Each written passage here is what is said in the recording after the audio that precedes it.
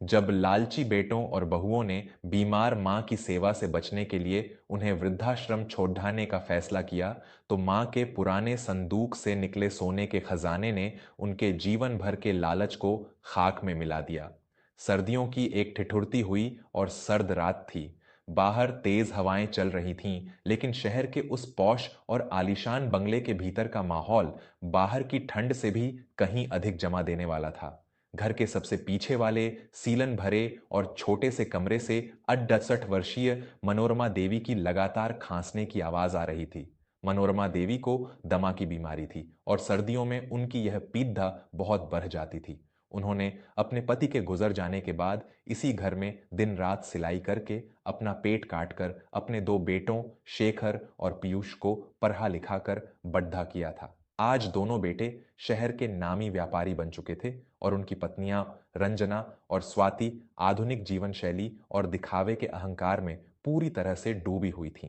उस रात घर के मुख्य दालान में हीटर जल रहा था और चारों लोग शेखर, पीयूष, रंजना और स्वाति नरम सोफे पर बैठकर एक बेहद ही गंभीर और स्वार्थी बैठक कर रहे थे। बैठक का विषय था मनोरमा देवी। पीयूष ने चाय का कप मेज पर रखते हुए चिढ़कर कहा, भैया, मां की ये खांसने की आवाज अब बर्दाश्त के बाहर हो गई है। मेरी रात की नींद हराम हो जाती है और ऊपर से हर महीने इनकी दवाइयों, इनहेलर और डॉक्टर की फीस का खर्च। पिछले महीने ही 20,000 रुपए इनकी बीमारी पर फूंक दिए हमने। आखिर कब तक चलेगा ये सब? बद्दी बहू रंजना ने तुरंत अपने देवर की हां में हां मिलाते हुए अपना मुंह बनाया और कठोरता से बोली, बिल्कुल सही कह रहे हो पीयूष। मेरे मायके वाले या मेरे रईस दोस्त जब भी घर आते हैं तो मुझे इस बुढ़िया की वजह से शर्मिंदगी उठानी पड़ती है। हर समय रसोई के आसपास भटकती रहती है, घर का सारा माहौल और शांति खराब कर रखी है। मुझे मेरी निजी जिंदगी और आजादी चाहिए। या तो इस घर में ये रहेंगी या फिर मैं, शेखर, जो बद्धा बेटा था और जिसे अपनी मां का सबसे बद्धा सहारा होना चाहिए था, उसने भी अपनी पत्नी के सुर में सुर मिलाते हुए अपना अमानवीय फैसला सुना दिया। तुम लोग परेशान मत हो, मैंने आज ही शहर के बाहर बने शांति निकेतन वृद्धाश्रम के प्रबंधक से बात कर ली है। कल सुबह ही हम मां को वहां छोड़े जाएंगे। घर का क्लेश भी खत्म होगा और हमारे पैसे भी बचेंगे। वहां इनके जैसे और भी बहुत से बुजुर्ग होंगे तो इनका समय भी कट जाएगा। छोटी बहू स्वाति ने ताली बजाते हुए कहा, वाह भैया, ये आपने बिल्कुल सही सोचा। अब जाकर इस घर में चैन की सांस मिलेगी।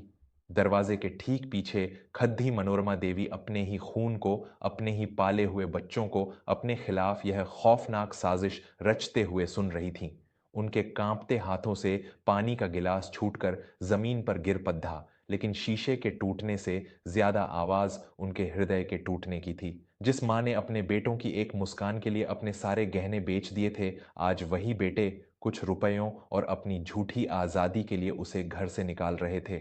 दोस्तों, एक मां अपनी औलाद को 9 महीने अपने पेट में पालती है, अपनी जवानी और अपनी सुंदरता को बच्चों के भविष्य की भट्टी में जला देती है, लेकिन जब वही बच्चे बड्ढे होकर दौलत के नशे में अंधे हो जाते हैं तो उन्हें अपनी जन्म देने वाली मां एक बोझ और एक फालतू सामान लगने लगती है। जब एक बूढ़ी मां को उसी के बनाए घर से धक्के मारकर निकाला जाता है तो भगवान का सिंहासन भी डोल उठता है। अगर आप भी मानते हैं कि माता पिता का स्थान संसार की किसी भी दौलत और आज़ादी से बहुत ऊंचा है और जो औलाद अपने बड्डीधों का अपमान करती है उसे इस जीवन में ही नर्क भोगना पड़ देता है, तो कृपया अभी हमारे इस चैनल वर्मा स्टोरीज को सब्सक्राइब कर लें। आपका दिल से किया गया एक सब्सक्राइब और आपका जुड़ाव हमें ऐसी ही समाज की कड़ाईवी और रुला देने वाली सच्चाइयों को पूरी निर्भीकता से आप तक पहुंचाने की प्रेरणा देता है। वर्मा स्टोरीज परिवार का एक अटूट हिस्सा बने और इस कहानी के दर्द को गहराई से महसूस करें। अगली सुबह घर में एक अजीब सा सन्नाटा था। शेखर और पीयूष ने बिना किसी शर्म या झिझक के अपनी मां के सामने वृद्धाश्रम जाने का प्रस्ताव रख दिया। मनोरमा देवी ने कोई विरोध नहीं किया। उनके आंखों के आंसू रात को ही सूख चुके थे। उन्होंने समझ लिया था कि जहां प्रेम और सम्मान मर चुका हो वहां अधिकार जताना व्यर्थ है। उन्होंने बहुत ही शांत स्वर में कहा, ठीक है बच्चों, जैसी तुम्हारी इच्छा, मैं तुम्हारे रास्ते का कांटा नहीं बनूंगी। बस मेरे कमरे में रखा वो लोहे का पुराना संदूक मेरे साथ रखवा देना। रंजना ने उस जंग लगे हुए और भारी लोहे के संदूक को देखकर मुंह सिकोड़ते हुए कहा, माँ, आप ये लोहे का कबाड़ और अपने ये सड्ढे हुए पुराने कपड़े लेकर वहां क्या करेंगी? आश्रम वाले यह कचरा अंदर नहीं ले जाने देंगे। इसे यहीं छोड़ जाइए, मैं इसे कबाड़ी वाले को बेच दूंगी। मनोरमा देवी ने अपने दोनों हाथों से उस संदूक को कसकर पकड़ दे लिया और बहुत ही दृढ़ता से बोली, नहीं बहू, यह संदूक कबाड़ नहीं है। इसमें मेरे सुहाग की आखिरी निशानियां और मेरे जीवन भर की यादें हैं। अगर यह मेरे साथ नहीं जाएगा तो मैं भी इस घर की दहलीज पार नहीं करूंगी। अंततः बेटों को हार माननी पड़ी। उन्होंने वह भारी संदूक अपनी गाड़ी की डिक्की में रखवाया और अपनी मां को लेकर शहर से कोसों दूर उस अनाथ और बेसहारा लोगों के आश्रम में छोड़ने आए। आश्रम के प्रबंधक कैलाश नाथ जी ने मनोरमा देवी को भीतर ले जाते हुए उन बेटों की ओर देखा जिनकी आंखों में अपनी मां को छोड़ने का कोई पछतावा नहीं, बल्कि एक अजीब सी आजादी की खुशी थी। आश्रम में छोड़ने के बाद शेखर और पीयूष ने मुद्दकर कभी अपनी मां की सुध नहीं ली। महीनों बीत गए। रंजना और स्वाति उस आलीशान बंगले में किटी पार्टियां करती, महंगे कपड़े पहनती और विदेशों में छुट्टियां मनाती। उनके लिए मनोरमा देवी का अस्तित्व अब पूरी तरह से मिट चुका था। इधर आश्रम में मनोरमा देवी का स्वास्थ्य दिन प्रतिदिन गिरता जा रहा था। कैलाश नाथ जी और आश्रम के अन्य लोग उनकी बहुत सेवा करते थे। मनोरमा देवी दिन भर अपने उस भारी लोहे के संदूक के पास बैठी रहती और कभी कभी उसकी चाबी को चूमकर रोने लगती। उनकी आंखों में हर पल दरवाजे की तरफ एक आस होती थी कि शायद आज उनका कोई बेटा उन्हें देखने आएगा, उन्हें मां कहकर पुकारेगा। लेकिन उनकी वह आस कभी पूरी नहीं हुई। लगभग 8 महीने बाद नियति का एक बेहद कठोर और खौफनाक चक्र घूमा। एक दोपहर जब रंजना और स्वाति अपनी सहेलियों के साथ दालान में ताश खेल रही थीं, शेखर के मोबाइल पर एक अज्ञात नंबर से फोन आया। फोन आश्रम के प्रबंधक कैलाश नाथ जी का था। कैलाश नाथ जी की आवाज में एक गहरा दुख और कठोरता थी। हेलो शेखर जी, मैं शांति निकेतन आश्रम से बोल रहा हूँ। मुझे आपको यह बताते हुए खेद हो रहा है कि आपकी माता जी मनोरमा देवी का आज सुबह देहांत हो गया है। उन्होंने कल रात तक दरवाजे की ओर देखते हुए आप दोनों भाइयों का इंतजार किया था। आप लोग आकर उनका अंतिम संस्कार कर दीजिए और उनका सामान ले जाइए। यह खबर सुनकर शेखर के चेहरे पर कोई गहरा दुख नहीं आया, बल्कि उसे लगा कि एक औपचारिकता पूरी करनी पड़ेगी।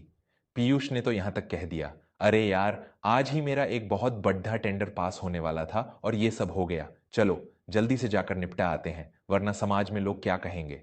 दोस्तों, क्या दौलत और दिखावे का नशा इंसान की आत्मा को इतना खोखला कर देता है कि उसे अपनी जन्म देने वाली मां की मौत पर भी केवल अपने व्यापार और समाज की झूठी इज्जत की परवाह होती है? जिन माँ बाप ने औलाद के जन्म पर पूरे मोहल्ले में मिठाइयां बांटी थीं, आज उसी औलाद को उनका अंतिम संस्कार एक बोझ और औपचारिकता लग रहा है। यह हमारे समाज का सबसे घिनौना और कड़िडीडीएचवा सच है। एक माँ जीते जी तो अपने बच्चों के लिए तड़िडीडेचपति ही है, मरने के बाद भी उसे सुकून नहीं मिलता।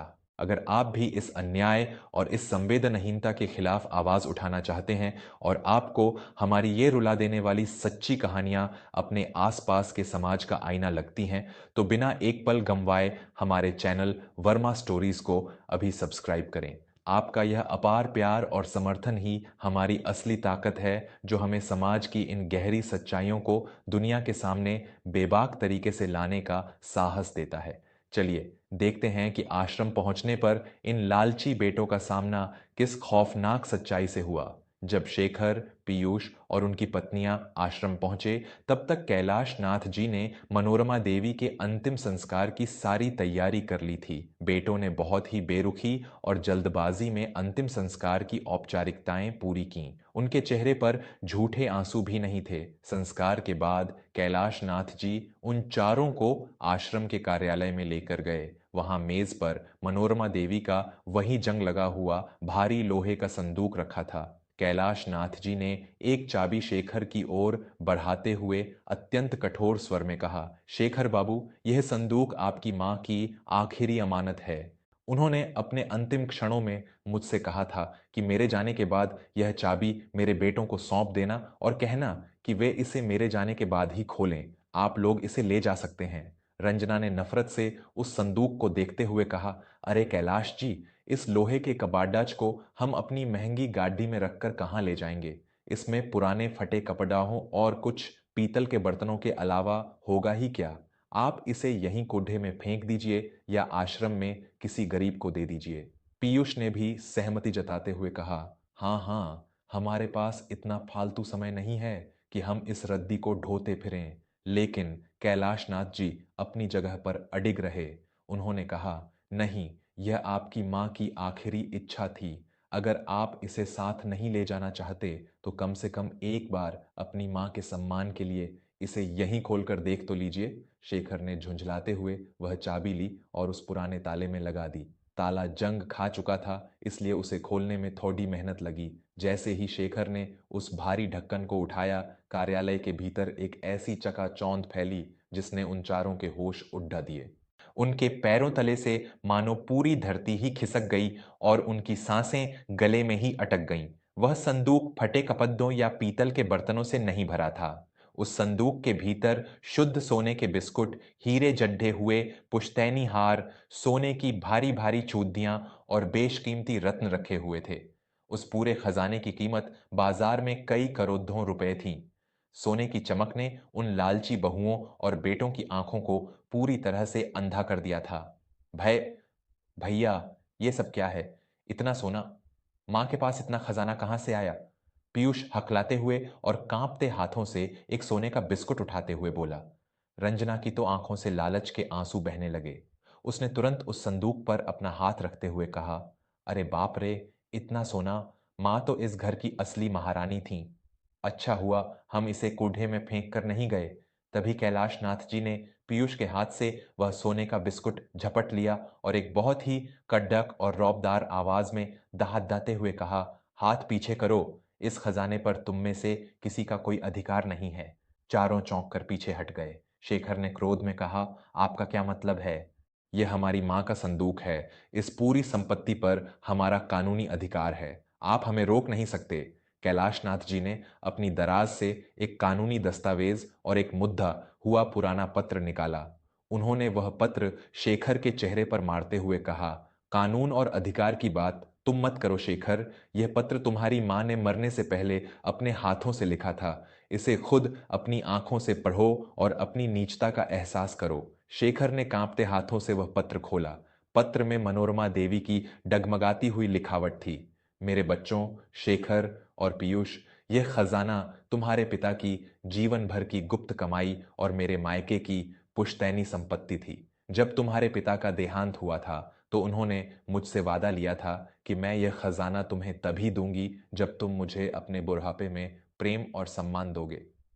मैंने जीवन भर फटे कपड़े पहने एक एक रुपये के लिए तरसने का नाटक किया ताकि मैं यह देख सकूं कि मेरे बच्चों के भीतर इंसानियत है या केवल दौलत की भूख।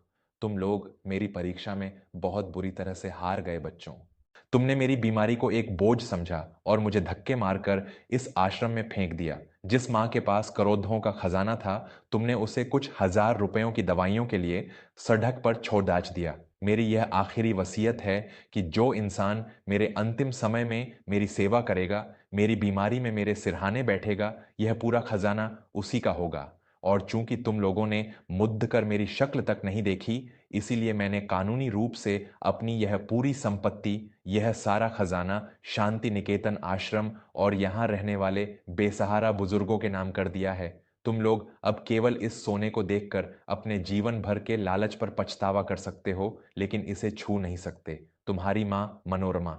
पत्र पढ़ते ही शेखर के हाथों से वह कागज छूटकर जमीन पर गिर पड़ा। रंजना और स्वाति जो कुछ पल पहले करोड़पति बनने के सपने देख रही थीं, वे जमीन पर घुटनों के बल गिर पड़ीं। पीयूष ने अपना सिर दीवार पर दे मारा और फूट फूट कर रोने लगा। जिस मां को उन्होंने कबाड़ समझकर घर से निकाला था, वह असल में एक साक्षात अन्नपूर्णा और करोड़ों की मालकिन थी। अगर वे केवल थोड़ा सा प्रेम, थोड़ी सी इंसानियत दिखाते तो आज वह खजाना और उनकी मां का आशीर्वाद दोनों उनके पास होते। लेकिन उनके अहंकार, उनकी झूठी आजादी और उनके लालच ने उन्हें पूरी तरह से कंगाल कर दिया था। अब उनके पास केवल पछतावा था, जो जीवन भर उनका सीना चीरने वाला था। कैलाशनाथ जी ने उन्हें तुरंत कार्यालय से धक्के मारकर बाहर निकाल दिया। वे चारों रोते हुए, घिसटते हुए अपनी खाली गाड़ियों में बैठकर वापस अपने उस खोखले और वीरान बंगले की ओर लौट गए, जहां अब कभी किसी मां की ममता की छांव नहीं पड़ डालने वाली थी। दोस्तों, इस कहानी से हमें यह बहुत ही अमूल्य और खौफनाक सीख मिलती है कि इंसान की असली दौलत उसके माता पिता होते हैं। जो बच्चे अपने माता पिता के सादे कपड़ों या उनकी बीमारी को उनका बोझ समझते हैं, वे दुनिया के सबसे बड्ढे, मूर्ख और दरिद्र होते हैं। लालच और अहंकार इंसान की आंखों पर ऐसा पर्दा डाल देता है कि उसे अपनी ही बर्बादी दिखाई नहीं देती। ईश्वर माता पिता के रूप में हमें आजमाता है, और जो इस आजमाइश में हार जाता है, भगवान उसका ऐसा घमंड तोड़ता है कि उसकी आने वाली पीढ़ियां भी याद रखती हैं। अगर इस कहानी ने आपके दिल के किसी भी तार को गहराई से छेदा है, आपकी आंखों में नमी ला दी है और आपको जीवन का एक बहुत बद्धा और कड़वा सच दिखाया है, तो इस वीडियो को तुरंत लाइक करें और हमारे चैनल वर्मा स्टोरीज को अभी सब्सक्राइब करें। आपका अपार प्यार और समर्थन ही वर्मा स्टोरीज की पहचान है, और यही हमें समाज की इन सच्ची, भावुक और रूह को कंपा देने वाली भावनाओं को पूरी निर्भीकता के साथ आप तक पहुंचाने की शक्ति देता है। मिलते हैं ऐसी ही एक और प्रेरणादायक, सच्ची और जीवन बदलने वाली कहानी के साथ। तब तक हमेशा सत्य का साथ दें, अपने माता पिता की पूरे मन से सेवा करें और खुश रहें। धन्यवाद।